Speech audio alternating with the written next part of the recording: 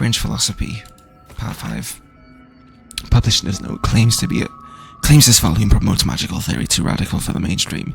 This excerpt is attributed to the High Artificer Thora Bryn of Baldur's Gate. I suppose they seek to silence me. Well, believing that an artificer of high house would not stoop to publish in any volume outside of the Gurnian journals they so diligently guard. But they forget that I am not so grand. Before I lent my name and my knowledge to the High House of Wonders and all the marvels therein, I was naught but a lazy farm girl who liked to look up. And that was how I first saw them. The slow and serene earth motes, entire mountains migrating through the sky above. It was later I learned of their origins, of the ancient Netherese empire that fashioned them, of the residual magic so potent it sustained them still. The wizards of Netheril carved marvels out of the mundane, lifted the earth aloft for industries, for sport. It was later still, after I earned my place at the High House, that I learned of the long shadow Netheril cast along the evolution of our craft, that their great flying cities fell in folly and flames does not diminish the wonders they wrought, and the stubborn aversion to studying them, to learning what they learned, is the very antithesis of Gon's teachings. Yes, many of the catastrophes inflicted upon the centuries were fruit born of meddling and with Netherese seed. Yes, their last shining bastion fell into shadow, their lore twisted to Shah's dark and destructive designs. And yes, I say again, whether the High House will sanction it or no, to study the very flame of creation is worth it. Even should the fires consume us. That was one of the best times I've had reading in a long time. Where did we read this? The Antimagic Properties of the Susa Tree Flowers by Elderhurst. For those knowing about Susa trees, their magical properties have always been a topic of debate. Not only their ability to create anti-magic aura, which is complete enough that those unattuned to the weave can feel this effect, but also, and most interestingly to those living in the world above, the ways its roots, bark, and flowers can be harnessed to make magic items. Rumors of such items are rare, but spread in settlements bordering the Underdark. Their existence, however, has never been confirmed by any of our clerics, nor by any of the reputable scholars. I hypothesized that these items are no mere legends, and indeed in this treatise I will endeavour to explain how I myself created items that are anti-magic properties and that use magical absorption of Susa tree flowers as a power source. Lines have been drawn on the following page as if the author intended to fill them with writing, but the remainder of the thin book is blank. Written in furious, sloping hand, this is a letter to the editor of Baldur's Bash, a tabloid notorious for controversial articles. Dear editor, I find it despicable, nay, diabolical, that you would defend Baldur's Gate's ridiculous restrictions regarding animals in the city. No animal larger than a peacock may gain entry. How archaic! My darling Giselle is the most well-behaved bear you'll ever meet, and yet to spend time with my child I must visit my summer home in Cormier. I call upon the Parliament of Peers to resolve this issue immediately. The emotional and psychological well-being of the people of Baldur's Gate is at stake, and I shall take this to the highest of authorities should it not be dealt with accordingly. Right now, Giselle cries out for her father. This archaic policy has separated a child from their parent. I don't know how Grand Duke Alder Ravengard lives with himself. Yours faithfully, Mr. R. Pickens. I'm actually going to take that. Magic of the Weave, an introduction. If you try to understand the Weave, a true pity, for only they who are truly attuned to the Weave can rightly call themselves spellcasters. Thus comes the question, what is the Weave? It is an essential element of the universe. It runs through everything in unseen threads. It is what makes magic possible. It is also, though I will not go into further detail here, the goddess Mystra herself. See Magic of the Weave, Mystra and the Spell Plague. The Weave isn't magic, precisely, Rather, it is the raw material form from which magic is woven. Not entirely unlike how a collection of threads is shaped and formed into a garment. Those with the necessary talent and skill can manipulate the weave to perform magic by casting spells. Developing this skill takes years of learning and constant practice. You might have heard of those who can cast spells because they are born with an innate connection to the weave, commonly called sorcerers, or worse, because they struck a bargain with the otherworldly creatures, known as a warlock. That's what Will is. Do not be deceived. Their magic is unpredictable, uncontrolled, and, in some cases, not even rightfully theirs. No, to truly know and manipulate the weave is an art, but these wizards who master it will know the limitless power and beauty the weave presides. Missives from Candlekeep.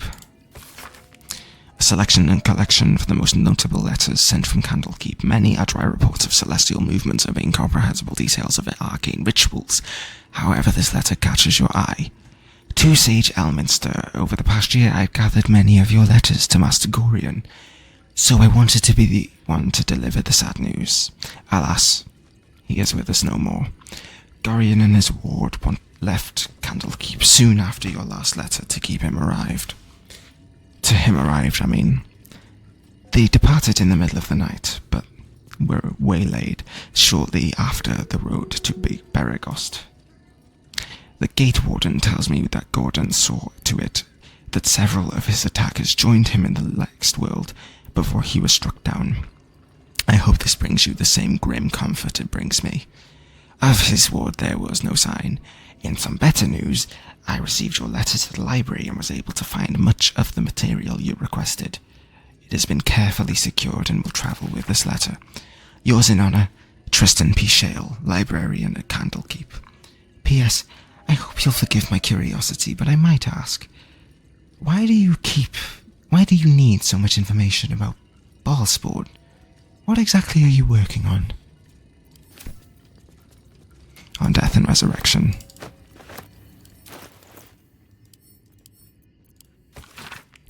An excerpt from the ongoing metatext Rebound by Eosifer Elgin, a scholar excommunicated from the Church of Denier for her heretical ethics, to reconstruct the metatext, her gods annal of lost and hidden knowledge. Of what value is life? Far too esoteric a topic to warrant any serious critical consideration between these pages, surely, or so it would seem at first glance. But once we push aside the mysticism and dewy-eyed sentiment it's so often clouding your assessment, it is clear that across all the spinning planes, each and every life does indeed have a quantifiable value. It is simply that not all are equally valuable. Consider, we already know that the destruction of our material form is not the end. If anything, our souls are more free after death, transcending planar barriers in search for the resting place that best befits our deeds, belief, and station in life. But even this assessment is subject to market forces. Lord Kalemvor weighing our souls against how thoroughly we have gained them over to the gods, empowering them in turn. There is, of course, an alternate route. Not the end of the path, but the chance to retread it. Clerics across the realms wield the power to return to life to any soul deemed worthy and willing enough. It is strange, then, that these so frequently intersect with those deemed wealthy enough, for those components for such a spell are beyond the means of most mortals. I have interviewed those who have made such a return, and in truth I have found them to be the most dull and unimaginative sort that I can possibly imagine what it is they were so eager to return to. If a true assessment of the journey is to be made, then there is simply no replacement for embarking upon it oneself. Perhaps one day this great volume of learning will make me worthy enough to walk that path and wealthy enough to return. My life has been a long succession of pleasures. To see my town take to my ideas and cease legal discrimination of local orcs, to see my fights against horrid living conditions in city factories take off, Unless a new generation take those ideas of a better, kinder, fairer, intelligent world and run with it to new reaches of the continent. It was not a life without struggle. However, I shall regret its failures. My old friend Swelto comes to mind, who adopted such cruel ideologies later in life. I will forever console myself with the idea that such a brilliant mind would only conceive such theories under the strain of exile, and promise of reinstatement as she ultimately was. Each chapter of this book details a unique case study of the soothsayer Geraldine Havelow's illustrious career. Its 23rd chapter is conspicuously dog-eared. Chapter 23, The Frightened Noble and the Ochre Omen.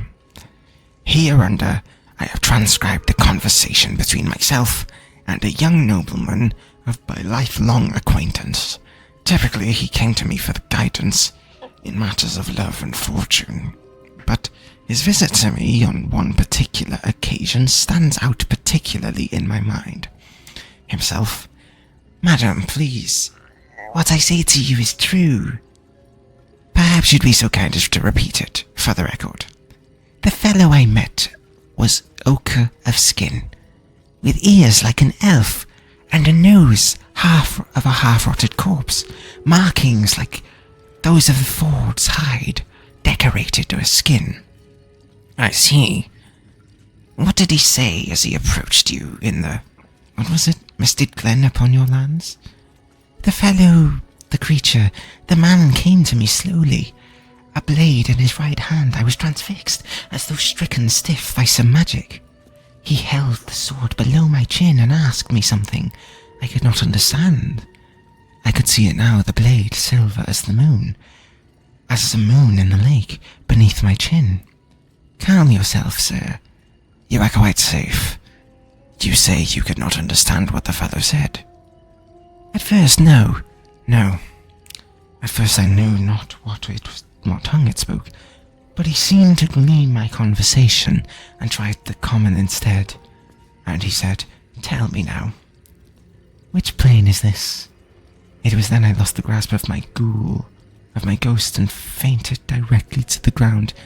And then I woke. I know not how much later. He was gone, and I flew to you. I understand, my child. Be not frightened, for you have been visited by a most auspicious omen. Your crops will yield twice their wealth this year. Truly? But who was he? He was a figment of your inner demon, a message from your deepest intuition, and he came to inform you of your impending luck, and I tell you, it was so. An excerpt from the True and Impossible Adventures of Tenebrix Morrow, a pulp serial following the real-life exploits of an interplanar ship's captain. The real Captain Morrow is known never to have left her native Waterdeep and emerges from her rooms at the yawning portal only to exchange scrawled manuscripts for fresh meals and ink. Much is made of Barovia's gloomy climate. It is said these mists confuse the mind and torment the soul, binding travelers in a grip of such despair that escape is impossible to contemplate. As the new bride parted with that heavy fog, I confess that I felt no such malaise beyond that onset of rather stuffy nose.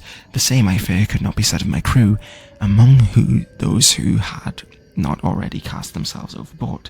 The gibbering and weeping became such that I was forced to bind them to a mast entire that navigated my fair bride alone. I went in search of that plane's darkest master, having been informed that even my ship could not hope to breach the planar boundaries without permission, and so I probed the mists, defiant at the helm and belting out a lively shanty of my own composition.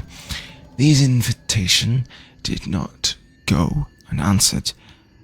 He appeared like a passing shadow overhead, sudden and terrifying, or certainly that was his intention, but once the mutual assurances of the destruction were dispensed with, we found in one another kindred spirits, and fell to the conversing in earnest at length. A price for my passage was agreed. I've read this terribly. Of that price and that man, I will say this: he is surprisingly excellent company, given the stories and teeth do not get in the way nearly as much as one would think. What about this one? Lessons for the Sensible Living. That's a new one. First page summarizes the contents. The remaining pages clumsily elaborate them on great detail. 1. On not going to cities, the simplest piece of advice for sensible folk is to avoid cities entirely. 2. On marketplaces, people often tell me, Harrington, my fleeces and turnips are worth more in the city market than a local village fair. Fools, to them I say. Your fleeces and turnips will be robbed long before you reach the market square, and you will have only a few lumps and bruises to take home. 3. On taverns, all sensible folks enjoy a draining mug of locally produced ale in the company of their friends, but some of you may have heard tell of their extravagant taverns that populate the cities in the Sword Coast. If bawdy names like the Blushing Mermaid and the Wizard's Stave were not sufficient warning of their impropriety, let it be known that you will be robbed long before you finish your first tankard, and will have only a few lumps and bruises for company. 4. On sewerage, be like, you keep a pot on your bedside and cast out the leavings in a communal pit of the morn. Sensible and cleanly behaviour, many cities have dispensed with such simple methods of hygienic living, and instead of the waste inhabitants commingles flowing through the great channels beneath the very streets, a breeding ground for mucky creatures. 5. On becoming lost, cities are far too large, and you will become lost almost immediately. A fellow once told me that Baldur's Gate is actually 3 cities in one, an outer, inner, and upper. I believe he thought I'd be impressed, but I simply spat in his eye and sent him on his way. Harrington Ethelyn. I need to read this one. This book comprises several chapters, one for each cited source. It claims to contain first-hand transcripts of the oral histories of several storytellers throughout the realm. Chapter 4, Palidor the Swift, 700 years of age, wood elf storyteller, hailing from the wood of sharp teeth. Took me several 10 days of quiet habitation in the wood before the venerable Palidor felt comfortable revealing his presence to me. The longer I stayed demonstrating I was no threat to his health and peace, the more open he was to gentle inquiry. This tale, relayed to me on a chilly morning as we stoked a small fire between us, was like none I had heard before or since. I asked if it were fiction, and he insisted emphatically that it was true in his own right eye. Long ago, before my eyes and ears, before your lonesome quill, death, dear scribe, there was an empire of people, or perhaps only belief. An empire of mind-eaters, soul-wasters. They called themselves Elithids, the flayers of minds. The children of Gith were bowed, bent in service to the flayers. A passionate people, made to serve a cold belief. The flayers were untouchable, their minds a great oppressor. No proud will or passion could break a Gith's children free, until at last a reckoning, its source unknown, its power unproven, but its events history-making. The crowd would not be cracked. Gith's children fought back valiantly, their freedom theirs, the flayers bent, broken until today. Evacuation in the enclave of Naloth. Elminster said Naloth was a wonder to behold when it floated in Faerun's sky. He was surely right. This Netherese enclave was once a jewel in the empire of magic, with towers that pierced the heavens, and yet it fell, just as the Netherese enclaves did, crashing down when Karsus' folly ripped magic from the world. But even after it collapsed into the sea, its ruins still held a strange, twisted beauty. I travelled here from Halrua when I heard the sea had retreated and the ruins of Naloth were visible once again. Alas, I was not the first. Looters have stripped the enclave of this material wealth, destroying much of the esoteric riches in the process. I have found arcane books used to make campfires, their magic lost now to the ages. I have met some Shadowvar here, whose interests align with mine, and we have agreed to research the ruins together. I am grateful for these allies. These ruins are mostly filled with thick-skulled adventurers, but I cannot shake the feeling that someone is watching us, waiting to see what we uncover.